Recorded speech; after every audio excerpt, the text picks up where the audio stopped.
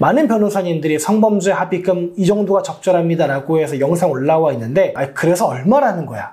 라는 생각이 진짜 많이 들거든요. 제가 그냥 깔끔하게 말씀드리겠습니다. 네, 안녕하십니까. 검사 출신 성범죄 전문 형사 전문 변호사 용성호 변호사입니다. 오늘은 성범죄 합의에 대한 모든 것에 대해서 한번 말씀을 드려보도록 하겠습니다. 요즘 특정 커뮤니티에서 유행하는 글이 하나 있습니다. 여자가 남자를 한 번에 보내버리는 방법. 그러니까 합의하에 성관계를 가진 다음에 마치 준강간 피해를 당한 것처럼 고소해서 어떻게 내가 합의금을 받을 수 있는지 이런 글이 올라와 있습니다. 그 글을 보고서요, 변호사로서 좀 약간 착잡한 심정이 들었습니다. 왜냐면요, 그렇게 하면 정말 무고한 사람도 범죄자를 만들 수 있을 것 같아요. 두 번째로는요, 우리나라 사법 시스템이 과연 그 정도의 자료만 갖고도 무고한 사람을 범죄자로 만들 수 있겠구나 라는 생각이 들어서 좀 착잡한 마음이 들었습니다. 그런데 그게 뭐 현실이라고 하더라도 그렇다고 당하고 있을 수만이 없기 때문에 그러한 상황에 놓였을 때 어떻게 대응하는 게 좋은지 한번 말씀을 드려보도록 하겠습니다. 합의하에 원나잇 혹은 성관계를 가졌습니다. 그 다음날 기억이 나지 않는다. 왜 당신 나를 준강간을 했느냐? 라고 하면서 사과를 요구하는 상황입니다. 처음에는 뭐라고 하냐면요, 너 대체 나한테 내가 잠들어 있는데 내가 의식이 없을 때 왜 나랑 관계를 가진 거야? 라고 계속 쏘아붙입니다. 이 남자 입장에서는 처음에는 변명을 하겠죠. 아니야, 나 그러지 않았어. 술집에서 이렇게 서로 호감 표시도 있었고 거기서 나와가지고 어디 모텔까지 걸어갔잖아 라고 상황 설명 잘합니다. 근데 여자는요, 무슨 소리야, 나는 기억이 나지 않아. 내가 술을 먹었던 것까지는 기억이 나지만 어떻게 이동했는지 잘 모르겠고 나는 눈 떠보니까 모텔에서 걷고 있었어. 심지어 너도 옆에 없었잖아. 이런 얘기들 계속합니다. 그게 반복이 되다 보면은 그냥 사과하고 말자라고 해서 알았어, 어쨌든 미안해 라고 하는데 그 단락 하나만 콕 집어가지고 녹음 파일로 해가지고 경찰에 제출하거든요. 경찰 입장에서는요, 이 사람이 실제로 성범죄를 저질렀구나. 만약에 준강간을 하지 않았으면 사과할 이유가 뭐가 있겠어? 라고 받아들입니다. 그렇기 때문에요, 내가 실제로 준강간 범죄를 저지른 게 아니다라고 한다면요, 합의는 절대 하시면 안 되겠지만요, 사과하는 것조차도 굉장히 신중하셔야 됩니다. 사실 상대방이 사과면 진짜 끝낼 수도 있는 상황에서 제가 또 사과를 안 해버리면 더 이제 빡 돌아가지고 고소할 수도 있을 것 같은데, 변호사분께 사전에 이렇게 고소하지 않는 정도까지 해서 사건을 좀 무리할 수도 있을까요? 네, 그런 건 자문이라고 하죠. 그런 것들도 굉장히 많이 하고 있고요. 상대방은 기분이 나쁜 거야. 아니, 어떻게 너 나랑 원나잇하고 나 일어나기 전에 너 먼저 집에 가버리니? 따지는 겁니다.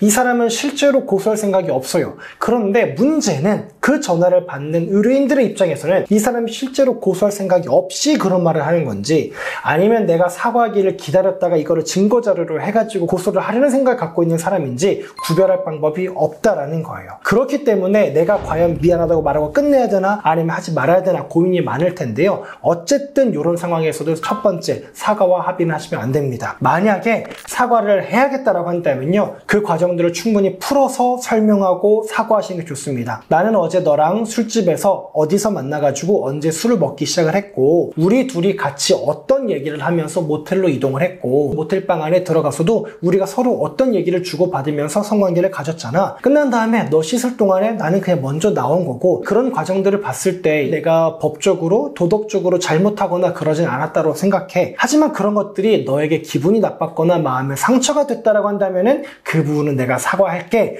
라고 풀어서 얘기를 하셔야지, 그냥 무턱대고 앞에 거 다 생략한 채로 그럼 내가 미안해 라는 건 오히려 나의 혐의를 인정하는 증거로 사용될 수 있습니다. 무엇보다 중요한 거, 그렇게 하시는 거는 반드시 녹음을 해두셔야 됩니다. 그래서 상대방이 나중에 고소하면서 가해자가 자신의 잘못을 인정했습니다, 내가 미안해 라고 하는 거 녹음해서 냈어도요, 아닙니다, 그거 전체 녹음 파일은 이겁니다 라고 하면서 그 전체 파일을 제출할 수 있도록 해야 할 것 같습니다. 만약에 합의를 한다라고 했을 때 그럼 언제 합의라는 게 좋냐 라는 얘기가 있을 수 있겠죠. 먼저 첫 번째 상황을 가지고 보도록 하겠습니다. 실제 성범죄 저질렀거나 아니면 경우에 따라서 이거를 성범죄로 볼 사람도 있을 것 같다 싶으면요, 오히려 사건 초기에 합의를 해가지고요, 사건화되지 않도록 하시는 게 좋습니다. 내가 혐의를 다퉈보겠다, 나는 억울하다 하시면요, 적어도 경찰, 검찰 단계까지는 합의를 하시면 안 되고요, 내가 설령 혐의를 인정해가지고 합의를 진행한다 하더라도 내가 직접 연락하는 건 오히려 2차 가해가 될 수 있습니다. 합의를 하실 때는요, 내가 선임한 변호사를 통해서 피해자를 위해 선정되어 있는 국선 변호사와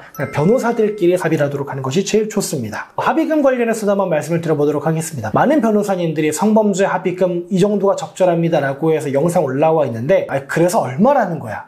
라는 생각이 진짜 많이 들거든요.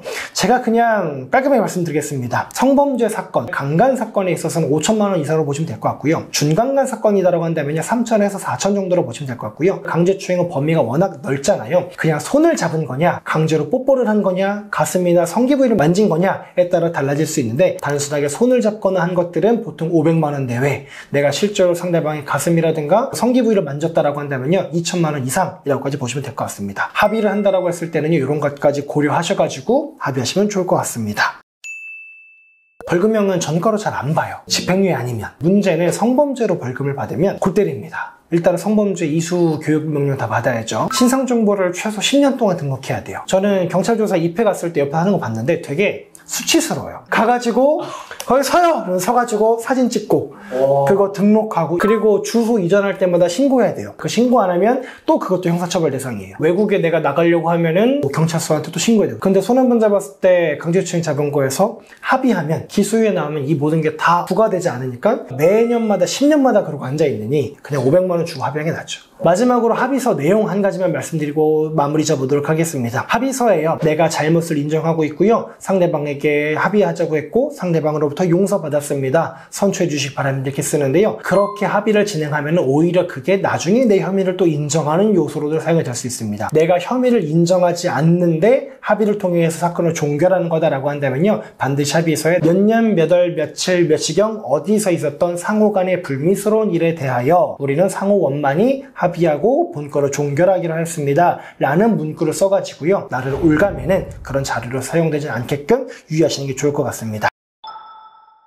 네, 오늘은 성범죄 합의에 대해서 한번 알아봤습니다. 억울하게 성범죄 누명을 쓰고 계신 분들 중에요. 저희의 도움이 필요하신 분들이 있으시면요. 저희가 합의부터 무혐의 받는 데까지 최대한 도와드리도록 하겠습니다. 영상 보시고 궁금한 점 있으시면요. 댓글 남겨주시면 답변 드리도록 하겠습니다. 고맙습니다.